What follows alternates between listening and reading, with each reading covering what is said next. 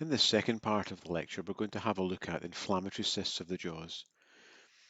The most common by quite some distance of these is the radicular cyst. And we've already discussed in some detail that it arises within the periodontal ligament space, particularly the periapex, from the epithelial rests of Malassez, and as a result of inflammation following the death of the pulp extending into the periapical space, and resulting in the development of a cyst. And it is always associated with a non-vital tooth. Now, what you get in terms of a radicular cyst depends on where the apical foramen is and so on. And so the cyst may develop right at the apex of the tooth, and it's particularly if the opening of the root canal system is there. But if it's on a lateral side or if it's a large lateral canal, well then the radicular cyst may well develop at that point. And sometimes the tooth is removed, most often without there being any awareness that a radicular cyst is there. The cyst is left behind, and healing in the socket occurs, and the cyst is left in the alveolus. And this forms in what is known as a residual cyst, and it can continue to grow and expand and develop. Radiographically, this is what you might see. You can tell from the radiograph that this is an incisor with a large lesion here which is extending into the pulp. It's not surprising that this tooth is non-vital. Then there is a radiolucency, which is associated with the apex of the tooth. It looks as if there might be a little bit of resorption, which sometimes does happen in long-standing radicular cysts. This radiolucency is in continuity with the periodontal ligament, and you can see that it extends round and is in continuity with it. It's relatively well defined, but in this case it's not corticated. It doesn't have a nice white line outlining it. And how well defined this is depends to some extent on the amount of inflammation that's there. Those which are more inflamed, particularly acutely inflamed, will tend to be less well defined. Here is a much larger lesion in this OPT, and you can see a patient who has quite an extensively restored adult dentition. There is a large radiolucency associated with both roots of this lower six. There's been some attempt at endodontics. And again, it's relatively well defined. In fact, in some areas it is corticated. Well, this is relatively large for a radicular cyst. It's very rare to see them of this size. You will also notice that there is periapical pathology on a number of other teeth you can see in the radiograph. So who tends to get radicular cysts? Well, the gender balance is relatively similar, slight preponderance of males. And you can see here that the majority tend to be younger to early middle age patients, and there'll be some reasons for that in terms of the particular teeth that are affected. And so when we have a look at the teeth that are affected, you can see the vast majority, in fact 53 of them, are in the anterior maxilla, most of them associated with either upper central or lateral incisors. And these are teeth which tend to be traumatized or in other way damaged, resulting in a non-vital tooth in a relatively younger population than an older population. As far as gross pathology is concerned, this is a nice example of a couple of things that we've been talking about over the last few lectures and into the previous lecture on periapical pathology. Here you can see a very carious and broken down lower first molar tooth, and it has associated with the distal root, as you can see here, a periapical granuloma, and a collapsed cystic bag-like lesion on the mesial root, which is the radicular cyst. And very often, when they're being removed, they will burst and the cyst fluid will be lost. Sometimes the cyst fluid becomes a semi-solid gelatinous type material, and you can see here in sectioning that it is almost like a jelly material rather than fluid for the cyst contents. So how do we get here? Well, we've been through this on a number of occasions, but I do just want to repeat it in order to reinforce that it is important. The tooth, be it via caries or trauma, whatever, becomes non-vital. They break down products of the pulp, and if it's caries, the associated bacteria which are there extend through the root canal system and eventually end up in the periapex of the tooth, where periapical periodontitis is established. Once that is established over a period of time when the acute phase is passed, it's chronic periapical periodontitis, and the lesion of that is a periapical granuloma. The ongoing inflammation will result in some tissue destruction, and this is replaced by granulation tissue, that is endothelial cells, fibroblasts, and macrophages, a lot of inflammatory cells, and so there are a lot of inflammatory mediators present within a periapical granuloma at the apex of the tooth.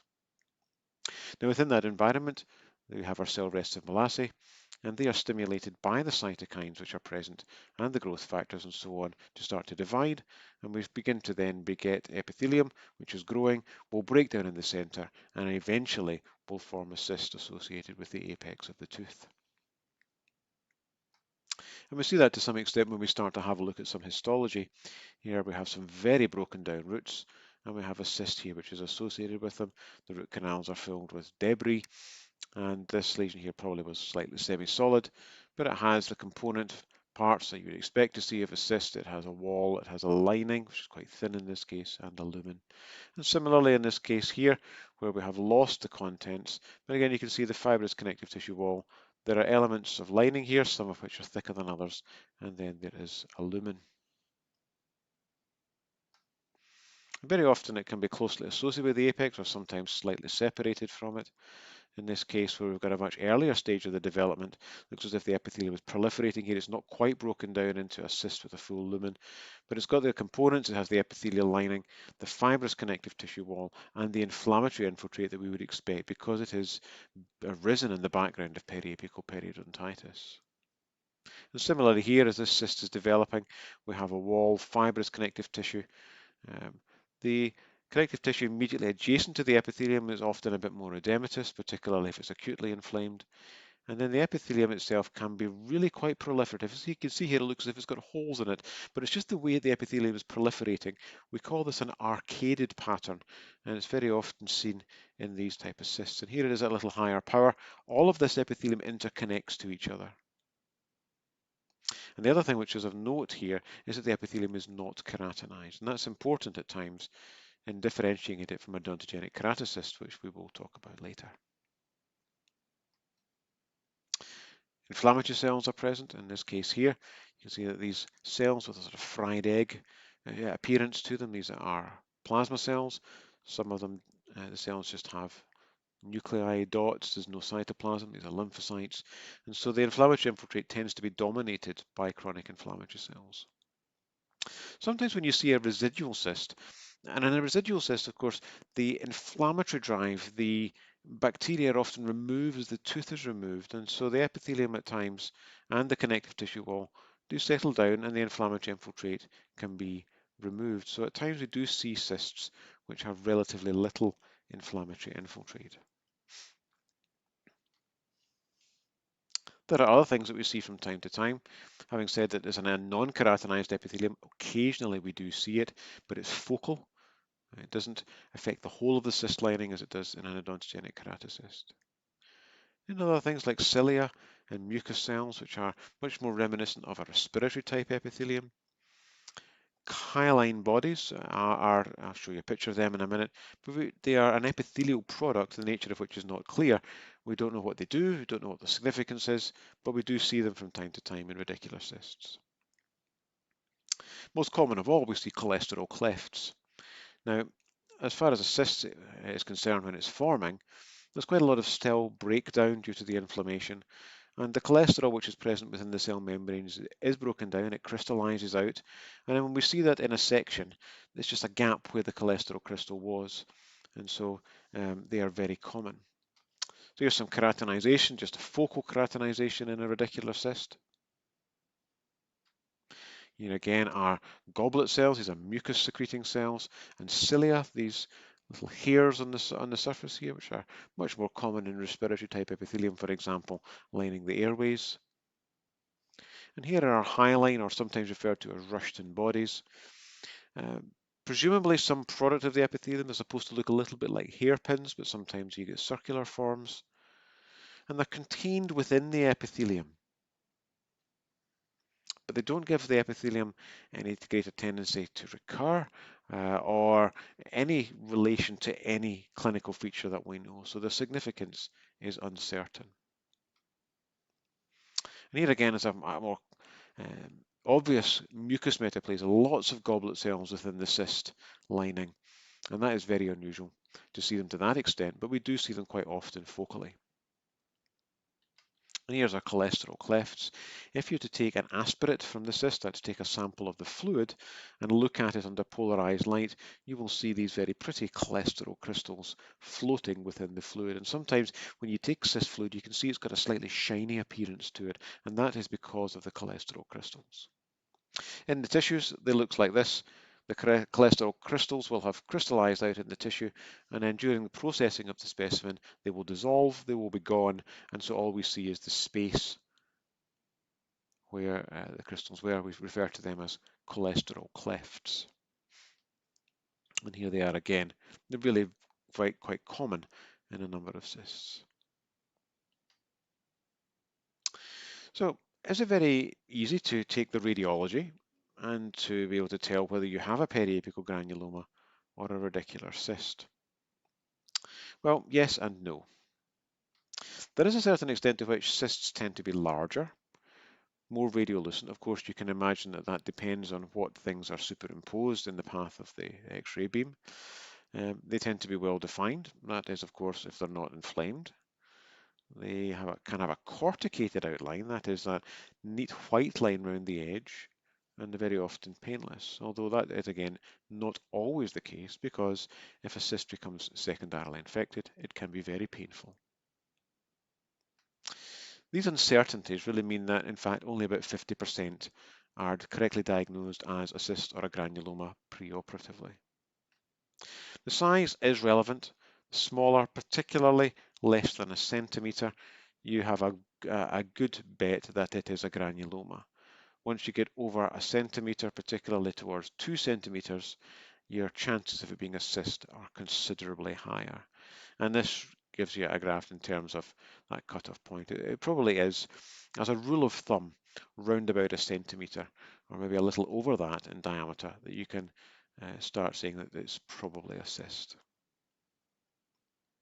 So that's radicular cysts, and we're going to move on now to the collateral cysts. These are cysts which develop alongside an erupting tooth. And the most common of these is the paradental cyst. So collateral cysts arise on the lateral aspect of the tooth. Inflammation in a periodontal pocket, or as a result of pericoronitis in the case of a lower third molar. The tooth most commonly affected are lower third molars, but you can also see it on the buccal aspect, particularly of lower sixes and sevens. It arises in children and in teenagers. So here is our example. In radiology, here is a partially erupted 8, so there would be some communication with the oral cavity, which is allowing bacteria and so on into the tissues around the crown. And here is our cyst, which has arisen as a result of that inflammation. Again, here in the OPT, you can see a large lesion. And classically, paradental cysts on lower 8s are described as being at the distal buccal corner of the tooth. Well, that depends on how the tooth is angled. For example, this mesioangular tooth here, you can see it's towards the mesial aspect of the tooth. And at times, for example, here, it is overlying, it's largely on the buccal side. On extraction of the tooth, particularly if you do it carefully, you might get the cyst out intact and still attached. You can see at this point it looks as if it's attached at about the melocement junction, which is what you would expect for a cyst that is developing surrounding the crown of the tooth. And this links it in to some extent to dentigerous cysts, which we're going to come to in the next section. And some teeth, when you take away this soft tissue, what you can see is there might well be in places an enamel spur of something which has contributed to the development of the cyst, and the fact that the periodontal ligament is not as well attached at these points. And so there's a tendency towards pocket formation and the inflammation that is set up in relation to that. Here we are as histology. The cyst classically attaches on or around the melocemental junction, which is similarly to a dentigerous cyst, as we will see. But histologically, it looks very similar to a radicular cyst. So all cysts, as we say, have a wall, a lining, and a lumen. The wall is fibrous connective tissue. It contains considerable amounts of chronic inflammatory cells. The epithelium is non-keratinized, but has this complex arcaded proliferative pattern. And then the lumen will contain fluid and various cellular debris and so on. And when you look at higher power, you can see neutrophils, that's these little multi-lobed nuclei cells, and then connective tissue contains plasma cells and lymphocytes. Very much similar to that which you would see as an inflammatory pattern in a radicular cyst. So that's all for the inflammatory cysts of the jaws. In the next section, we're going to cover developmental cysts of the jaws.